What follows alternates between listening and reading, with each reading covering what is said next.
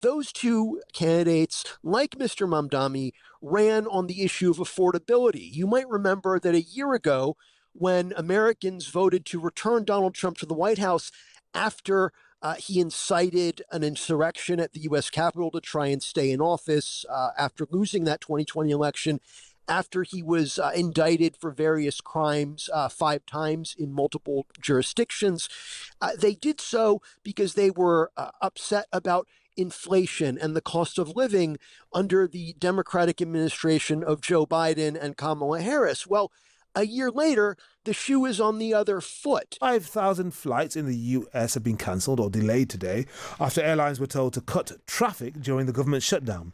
Domestic flights at 40 of the country's busiest airports being affected as officials try to ease pressure on air traffic controllers. The Federal Aviation Administration says reductions will start at 4% of internal flights before rising to a full 10% by the end of next week, or up to 15% or 20% if the shutdown doesn't end relatively soon. So the pressure is building. Let's talk to Andrew Feinberg, White House correspondent for The Independent. Welcome back, Andrew. Good evening. Hi. Okay, so this is where it gets getting serious. We've got the run-up to Thanksgiving, and people who are not working for the federal government are going to be affected in ways that they didn't expect. What do you say? This was, in fact, expected, and many observers were surprised that it didn't happen earlier.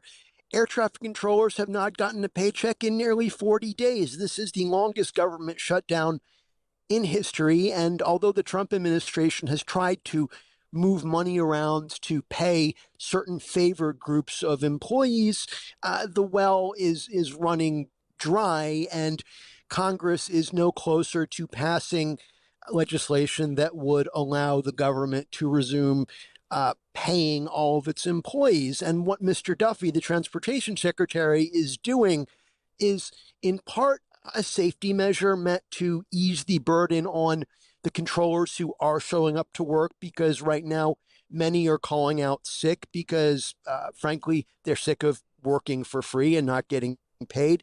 But also, it's a way to extract pain from the American people and get them to put pressure on Democrats to accept the funding bill that Republicans in the House passed almost 40 some days ago, and the Democrats in the Senate have not voted for. So, yes, this is partly a safety measure, but it's also a political measure meant to make things harder for Senate Democrats who are not budging at this point. But why would people point the finger at Senate Democrats, given that the Democrats accuse the administration of refusing to fund key things like the Supplemental Nutrition Assistance Program, also known as SNAP, and also what is known as Obamacare? Surely that's going to concentrate the minds of Republicans who realize that maybe people are going to blame them instead of the Democrats. Well, that's an interesting point, because Republicans have traditionally been blamed for these government shutdowns because, frankly, they've instigated most of them over the last few decades. And Democrats have been in the unique, for them, position of not voting to fund the government because this 60-vote requirement in the Senate means 7 Democrats need to go along. And they have been holding out for legislation to fund these Affordable Care Act or Obamacare subsidies that help a lot of Americans, millions of them, afford health insurance. And Republicans have been calling this the Democrat shutdown and the Schumer shutdown, named after Senate Democratic leader Chuck Schumer of New York. But the polling shows that Americans aren't buying it. One, because tradition, Republicans have shut down the government more, and Americans are used to Republicans shutting down the government, but also because Republicans control the House, the Senate, and the White House. There's unified control of government in Washington by Republicans, and that's who Americans are blaming, in part because the president and House Republicans are refusing to negotiate. The House has been out for almost 2 months. It's almost as if Donald Trump has, as you would say on your side of the pond, prorogued the House because House Speaker Mike Johnson won't bring that chamber back until Donald Trump tells him to, which means the Senate has to either vote for the bill that does not fund these Affordable Care Act subsidies or not pass anything at all. Right. And how large is the shadow cast by the victory of Zoran Momdani in New York? He must be casting a pretty long one over the attitude of the Democratic establishment, which usually caves in quite quickly. But now that they've seen a left-wing Democratic Socialist populist win, and win handsomely against their favoured candidate, the former Democrat, now independent, Andrew Cuomo, and the Republican candidate, Curtis Sliwa, surely it's telling them, you need to grow a pair. Yes and no. Mr. Mondami's victory was very impressive. He got to over 50% in that three-way race, which is not something that many people expected. But the victories that are casting a longer shadow are those of Abigail Spanberger in Virginia and Mickey Sherrill in New Jersey, the two Democratic gubernatorial candidates in the two states that hold their elections for governor in odd-numbered years after presidential elections. And those two candidates, like Mr. Mamdani, ran on the issue of affordability. You might remember that a year ago, when Americans voted to return Donald Trump to the White House after he incited an insurrection at the U.S. Capitol to try and stay in office after losing that 2020 election, after he was indicted for various crimes 5 times in multiple jurisdictions.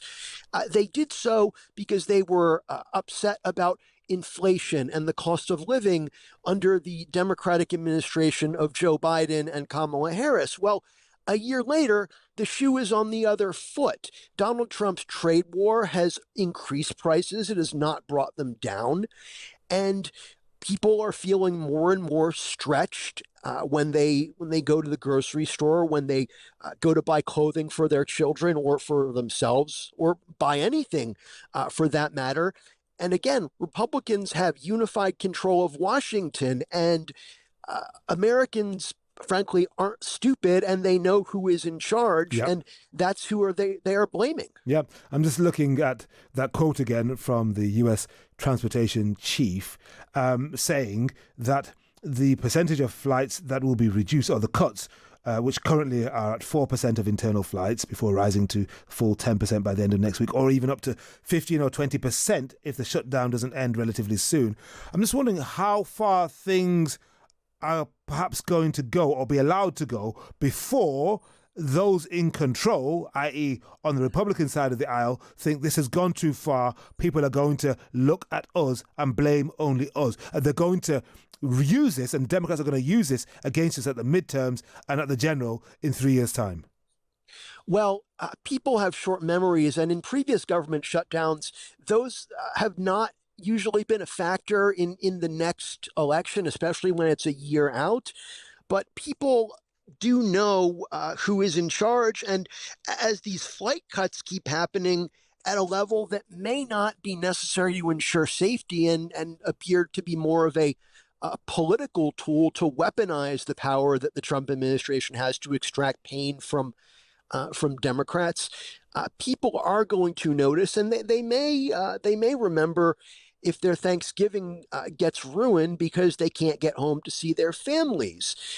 But what I think you will see is increased pressure for a bipartisan agreement in the Senate. You have a Democratic proposal on the table to extend those aforementioned Obamacare subsidies for a year. And you have a bipartisan group of senators who are having preliminary talks about such a solution. But the X factor in this is Donald Trump, because he is not interested in anything bipartisan. And in fact, he is trying to browbeat Republican senators into eliminating the upper chamber's filibuster rule, that 60 vote requirement that requires bipartisan cooperation. And he's saying, do this to open the government, and also do this essentially to pass restrictions on voting that would mean that Republicans would win the midterm elections and the next election after that and the next election after that. And interestingly, he did this today most recently, while sitting next to Hungarian Prime Minister Viktor Orban, who himself is no stranger to using the power of government to rig elections in his party's favor. Indeed, indeed. Andrew, thank you very much for that.